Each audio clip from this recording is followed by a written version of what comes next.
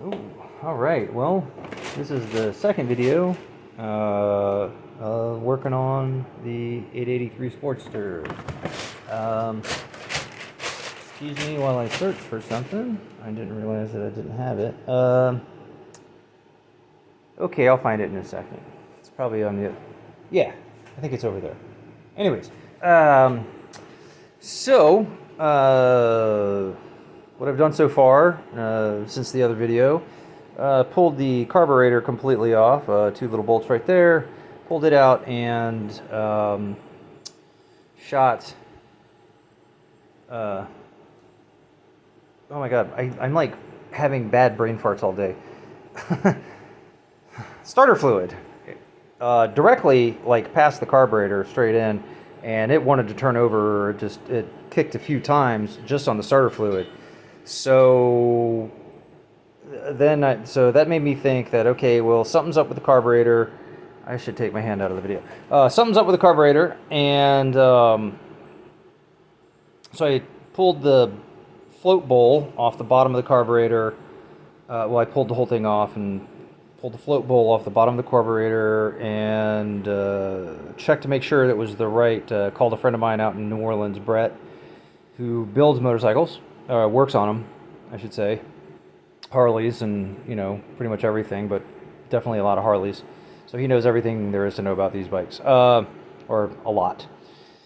So he was like, make sure that it has the right jet, the main jet, and I checked the size of that, and he said that should be the right one. And then I went to the dealer earlier, to the Harley dealer earlier, and verified with them, and he said that's within the tolerances. I'm just gonna have to do a little tweaking underneath there's a little screwdriver you get up in there and tweak the whatever so that it idles properly, and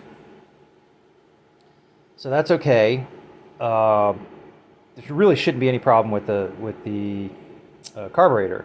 So what he was saying was that what I didn't know, and I didn't tell Brett, was that this rubber tube, which is aftermarket, is actually a vacuum tube that goes to the Petcock. So this is the fuel tube, and this is a vacuum tube. So it balances the pressure through the Petcock so that it doesn't receive or whatever, draw too much gas. And that could be why this simply wasn't getting fuel coming up through the jet, which is why it wasn't starting. So now that I have a new Petcock, which I picked up today, or now that I have what I picked up today, yesterday I picked up the Petcock, but what I picked up today was the missing link, literally missing link. So put all this back together, got that over there, and then I got what goes to this, which is what I thought this went to. That was my bad. I thought that was just like an extra long tube for some reason. This is basically a little breather. It kind of clips on somewhere. I could like zip tie it, put a little piece of rubber tube, just leave it like right there, and all it a little clamp and a clamp. And this is basically a vapor trap, so that the gas tank can breathe and regulate to the outside world, barometric pressure and all that. So what I got today, which is the missing link, is, where'd you go, Cotton Eye Joe? Right here. This crazy nut. It looks like a very simple, basic nut, but it is not basic and simple. It is double threaded with one set is reverse thread. So I think that what had happened previously, the reason this is the old Petcock and it's so stripped out, and the nut, this is the old nut, it's so stripped out, and someone like attacked it with vice grips trying to figure out how to tighten it. This wasn't cross-threaded, this was anti-threaded. They torqued They torqued this down as if it was a normal thread going in this direction when it's actually a reverse thread that goes in this direction. So somehow someone did something. So now this and this will solve the leaky petcock problem. And here's the vacuum tube. Here's the fuel tube. If everything goes well, connect this together. I don't need to have that vapor trap on the other side.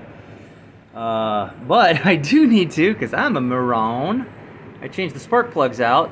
The other spark plugs weren't the proper ones for this. And I over-torqued and broke off the spark plug, which meant that I had to go spend $17 on a new easy out set.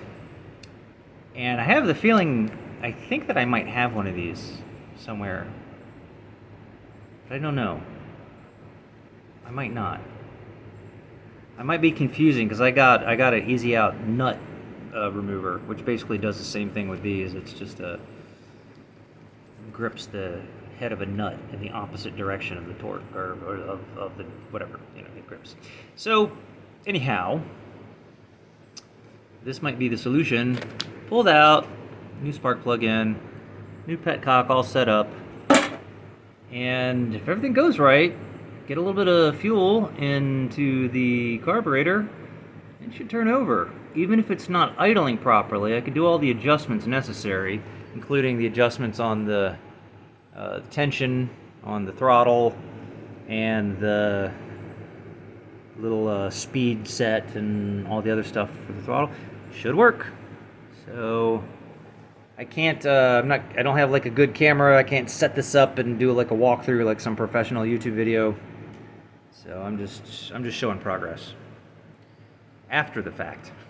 So we'll see you on the next one, and maybe it'll be running.